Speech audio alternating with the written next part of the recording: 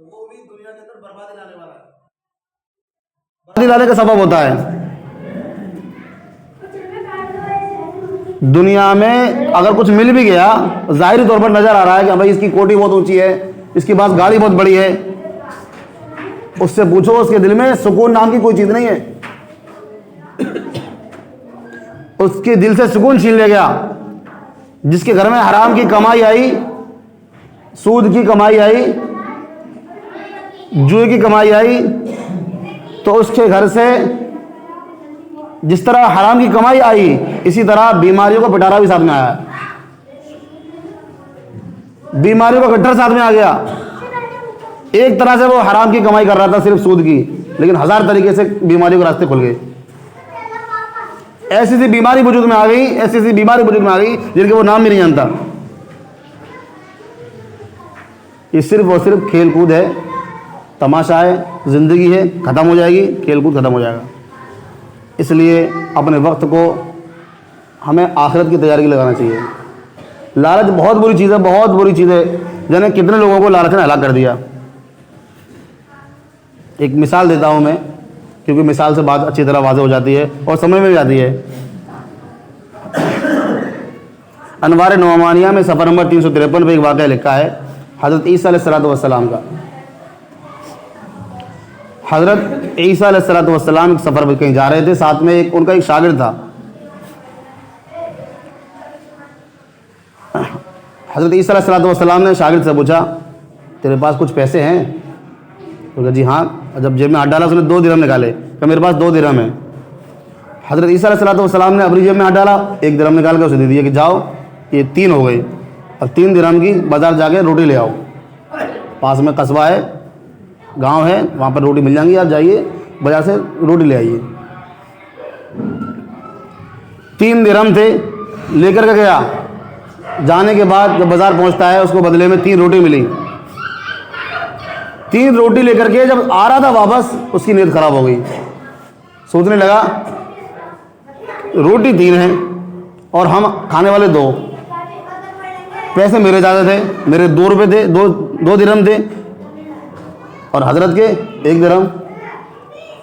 जबकि खाना हम जब बैठेंगे खाने के लिए तो बराबर बराबर खाएंगे, इसलिए क्या करूं, मैं अब 1 रोटी खा लेता हूं ये रास्ते में, जब वहाँ ले जाऊंगा तो 2 रोटी ले आऊँगा।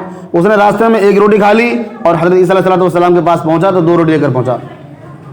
और हज़रत ईसा अलैहिस्सलाम ने 1 रोटी आपने खाई, 1 उस शागिर्द को खिलाई। दोनों ने जब खा ली तो हज़रत ईसा अलैहिस्सलाम ने पूछा, कितनी रोटी लाए थे? 3 दिरहम में। उन्होंने कहा जी 2 ही लाया था बस।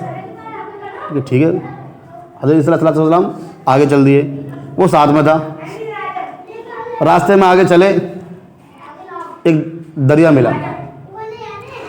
दरिया पार कैसे करे?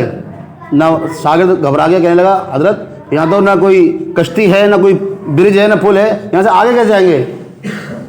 हजरत ईसा अलैहिस्सलाम ने तसल्ली दी कि घबराओ मत, मैं पार करूँगा अल्लाह तबारक व तआला के हुक्म से। आप मेरा दामन का पिछला जो है पकड़ लेना, अब आगे जो दामन है वो पकड़ लेना, जिस तरह मैं जाऊँगा आप मेरे पीछे चलते जाना। हजरत ईसा अलैहिस्सलाम ने अल्लाह तबारक व तआला की इजाज़त से उसमें कदम रखा और पार करते चले गए। इस तरह पार किया दरिया के पैर भी गीले न हुए, और वो शागिर्द भी उसी में रास्ते पर चला। हज़रत ईसा अलैहिस्सलाम के पीछे पीछे चलता रहा, यहाँ तक कि दरिया जब पार किया तो कहने लगा वल्लाह इससे पहले मैंने कोई ऐसा नबी नहीं देखा, वाकई आप बहुत बड़े नबी हैं। हज़रत ईसा अलैहिस्सलाम ने पूछा, आपके ईमान में कुछ इजाफा हुआ इस मौजूद को देख कर? ये मौजूदा जो आपने देखा कि पानी पर चल करके आए हो, खुद चल के आए हो, तो आपने देखा ये मौजूदा, तो आपके ईमान में इजाफा हुआ? बिल्कुल इजाफा हुआ, अब तो मेरा ईमान लबरेज हो गया, नुरानी हो गया। तो अच्छा, तो अब बताओ रोटी कितनी थी? कहने लगा रोटी तो 2 ही थी। ठीक है कोई बात नहीं, आगे चलो। हज़रत ईसा अलैहिस्सलाम और आगे चले, रास्ते में जा रहे थे, हिरणों का एक गोल मिला, बहुत सारे हिरन जा रहे थे। हज़रत ईसा अलैहिस्सलाम ने एक को पकड़ा और ज़िबा किया, और ख़ुद भी खाया, उसे भी खिलाया। ज़िबा करके पका करके खुद भी खाया और उसे भी खिलाया, दोनों ने खाया। दोनों ने खाने के बाद हज़रत ईसा अलैहिस्सलाम ने उसकी खाल को समेट इकट्ठा करके वो फैला दिया और उस पर लात मारी और कहा अल्लाह के हुक्म से खड़ा हो जा। अब वो हिरन सही सलामत जिंदा हो गया, चल गई अपने गोल में। अब कहने लगा अल्लाह अल्लाह, ऐसा नबी इससे पहले तो कभी मबूस हुआ ही नहीं है, इतना बड़ा मौजूदा, तो मुर्दे को जिंदा कर दिया, उसका गोश्त हम खा चुके थे। तो हज़रत ईसा अलैहिस्सलाम ने पूछा अब बताओ आपके ईमान में इजाफा हुआ? अरे अब तो मेरा ईमान डबल हो गया। अच्छा डबल हो गया, तो अब बताओ रोटी कितनी थी? कहने लगा रोटी तो 2 ही थी, रोटी 2 ही थी। हज़रत ईसा अलैहिस्सलाम और आगे चले, रास्ते में एक गुफा मिली, मतलब एक पहाड़ी के किनारे पे जब देखा सोने की 3 ईंटें पड़ी हुई हैं, बड़ी बड़ी सोने की 3 ईंटें पड़ी हुई हैं। हज़रत ईसा अलैहिस्सलाम जब वहाँ पहुँचते हैं और वो शागिर्द भी साथ में था, हज़रत ईसा अलैहिस्सलाम ने उससे फरमाया कि देखो ईंटें हैं 3, अब ये रोटी कितनी थी?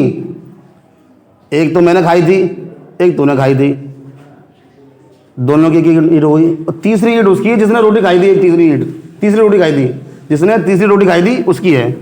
और वो शर्मिंदा हुआ, कहने लगा हज़रत तीसरी रोटी मैंने खाई थी, रोटी 3 थी। तो अच्छा चल तू तीनों तू रख ले, तीनों ईंटें भी तू रख ले। हज़रत ईसा अलैहिस्सलाम ने उसको वही छोड़ दिया और आगे चल दिए। अब वो शागिर्द, लालची शागिर्द जिसको तीनों ईंटें मिल गई सोने की, कहना उसने कहा कि तीसरी रोटी भी मैंने खाई थी, तीसरी रोटी भी मैंने खाई थी, उसने कबूल कर लिया। हज़रत ईसा अलैहिस्सलाम ने उसे माफ़ कर दिया कि जा, छोड़ दिया उसे इस साल पे, और आगे चल दिए। वो तीनों ईंटें लेकर के बैठा है, अब इसे इनको घर कैसे ले जाऊँ? सोने की बड़ी बड़ी ईंटें हैं, घर कैसे ले जाऊँ? इस सोच विचार में था कि अचानक से एक डाकुओं का गिरोह आया जिसमें 3 डाकू थे। 3 डाकू आए, उन्होंने देखा अच्छा इसके पास सोने की ईंट है, उन तीनों ने मिलकर इसको कत्ल कर दिया, शागिर्द को कत्ल कर दिया सोने की ईंट देख करके। अब तीनों ने कब्जा कर लिया ईंटों पे, जो सोने की ईंट थी उन पर कब्जा हो गया। अब कहने लगे अब हमें भूख लग रही है, अब एक काम करो यहाँ पास में जब कोई बाजार हो, आपस में पैसे इकट्ठे किए कि जाओ बाजार से एक आदमी को भेजा कि कुछ खाने को आइटम ले आओ, रोटी ले आओ। वो एक को तय करके रोटी लेने भेजा और 2 आदमी भेजे रुको हिफाजत के लिए, कम बाद में बांट लेंगे। 3 आदमी है, 3 ईंटें हैं, आपस में एक बांट लेंगे। अब जो रास्ते में जा रहा है वो सोच रहा है कि अगर मैं रोटी लेके आऊँगा तो तीनों बांटनी पड़ेंगी ईंटें। एक काम ना करूँ, मैं रोटियों में जहर मिला दे रहा हूँ, दोनों मर जाएंगे, मेरे अकेले हो जाएंगे 3 ईंटें। वो गया रोटी खरीदी, रोटी खरीदने के बाद तीनों रोटी में जहर मिला दिया, तीनों रोटी में जहर मिला दिया और ला करके पेश कर दी। और ये दोनों मशवरा कर रहे हैं कि भाई ये जो हमारा साथी गया है खाना खाने के लिए, खाना लेने के लिए, क्यों ना हो हम इसको कत्ल कर दे दोनों मिलके, तो हमारे अभी हिस्से में 1-1 पड़ेगी, इसको मार देंगे तो हम 2 हो जाएंगे, 3 ईंटें हिस्से में 1.5 पड़ेगी, कितनी पड़ेगी? 1.5 ईंट हिस्से में आएगी, तो मज़ा आ जाएगा। तो हाँ जी मज़ा आ जाएगा। तो जैसे ही वो रोटी लेकर के आया, इन दोनों ने मिलकर उसको कत्ल कर दिया। वो कत्ल हो गया, जहर आलू जो रोटी रखी है दोनों ने मिलकर खा ली, अब दोनों मर गए, दोनों मर गए। हज़रत ईसा अलैहिस्सलाम जब वापस वहाँ से आए गुजरे तो देखा ईंटें जैसी छोड़ कर गए थे वैसी फिर पड़ी हैं वहीं पे, सोने की ईंटें जैसी छोड़ कर गए थे वही पड़ी हैं, और 4 लाशें और पड़ी हैं, एक उसके शागिर्द हज़रत के शागिर्द की थी और 3 और डाकुओं की पड़ी थी। फिर कहने लगे दुनिया किसी की न हुई है और अपने चाहने वालों के साथ ऐसे जुल्म करती है, जो दुनिया की तरफ लगता है, दुनिया की रगबत में जाता है, दुनिया उसको ऐसे ही बर्बाद कर देती है। लालच अगर किसी के अंदर न होता 3 बच जाते, बल्कि 4 बच जाते, 4 बच जाते, लेकिन सबके अंदर लालच मौजूद था दुनिया का कि बस और आ जाए हमारे हिस्से में, हमारे पेट में और भर जाए। और वो झूठ बोलने वाला शागिर्द भी था, वो बच जाता, लेकिन उसने झूठ बोला और लालच का शिकार हुआ, जिसके नतीजे में क्या मिला उसको? मौत। बदले में क्या मिला? जो जिन ईंटों के चक्कर में अपने ईमान खोया था उसने, जिन रोटियों के चक्कर में ईमान खोया था, चारों के चारों बर्बादी का शिकार हुए। ये वाकया हमें सबक देता है दुनिया सिर्फ और सिर्फ धोखे का सामान है। दुनिया में हमें जितने दिन हमें दिए गए हैं, चाहे वो 60 साल दिए गए हो, चाहे 10 साल दिए गए हो या 100 साल दिए गए हो, 100 से ऊपर कोई क्रॉस नहीं कर रहा। अगर कोई कर रहा हो इल्ला माशाल्लाह कोई दिक्कत होगा, तो जितनी भी उम्र हमें दी है उतनी ही काटनी है, अब चाहे हलाल खा के काट लें या हराम खा के काट लें। तो इसलिए बेहतर है कि हम हलाल खाएं और अपनी औलाद को हलाल खिलाएं। जब हम हलाल खाएंगे, अपनी औलाद को हलाल खिलाएंगे, तो हमारी नस्लें भी परवान चढ़ेंगी, हमारे घरों से बीमारियां दफा हो जाएंगी, खत्म हो जाएंगी।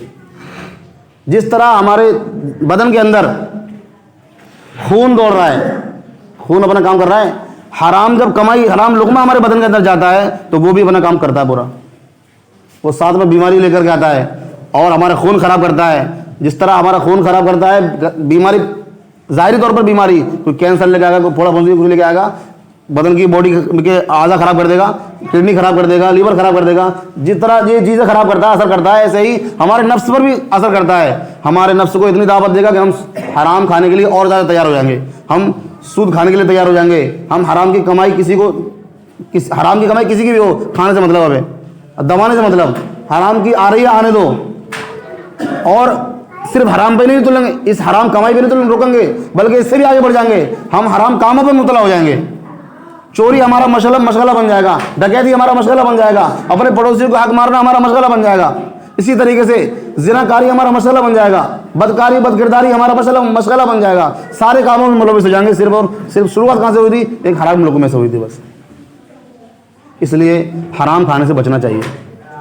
वमल हयातुद दुनिया इल्ला लइबुम व लहव, ये दुनिया भी ज़िंदगी खेल कूदे तमाशा है, आज नहीं तो कल ख़त्म हो जाएगा, आज नहीं तो कल ख़त्म हो जाएगा।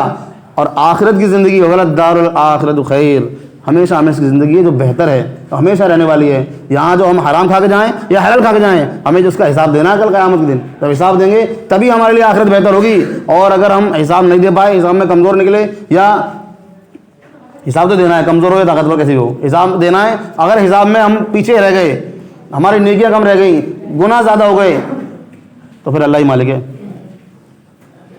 क्या होगा? आखिरत फिर हमारे लिए बेहतर नहीं है।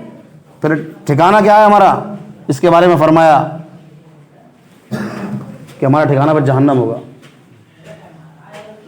इसलिए हम सबको अहद करना होगा कि खुद भी हलाल खाएंगे, अपनी औलादों को हलाल खिलाएंगे, खुद भी हराम से बचेंगे, अपनी औलादों को हराम से बचाएंगे। इसका तहिया कर लीजिए। अल्लाह तबारक व तआला हम सबको अमल की तौफीक अता फरमाए। वमा अलैना इल्लल बलागुल मुबीन।